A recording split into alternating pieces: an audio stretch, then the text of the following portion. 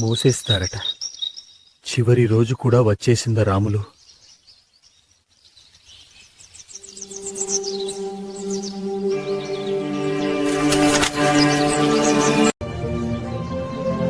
రాములు, వచ్చి తిను.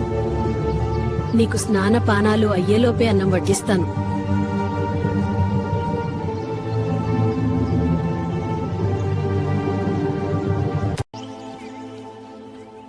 అన్ను, నీ ముఖం బాగా మారిపోయింది. ఏనైంది నన్ను?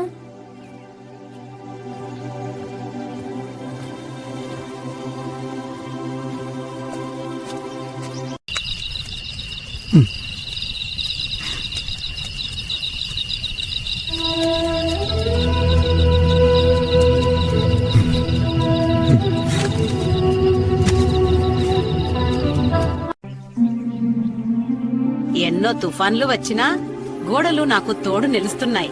ఇదే నా ధనం, నా రక్ష. గోడలతో మాట్లాడుకుంటూ ఉండగానే ఉదయం పూట బూడిద పువ్వు లాంటి వాసన వస్తుంది. నేనేనున్నా. రాజమ్మా, నేను కూడా మీకు తోడుంటా రాజమ్మా. ఆకుపత్రాలు సర్దేశా. బాగా చేసావమ్మా.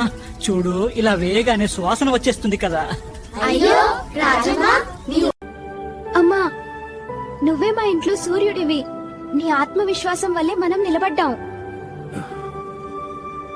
తల్లి మాట గట్టిగా ఉండకపోయినా ఆలోచన మాత్రం శక్తివంతమైంది.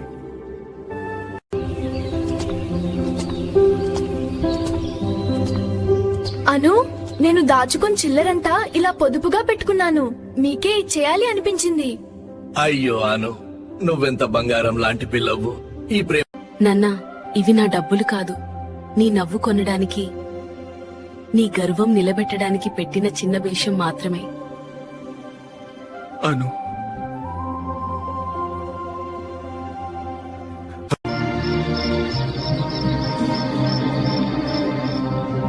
దాదా, మీరే మా బలం. అంతేనా? ఇంత నవ్వు నాకెప్పుడు రాలేదు.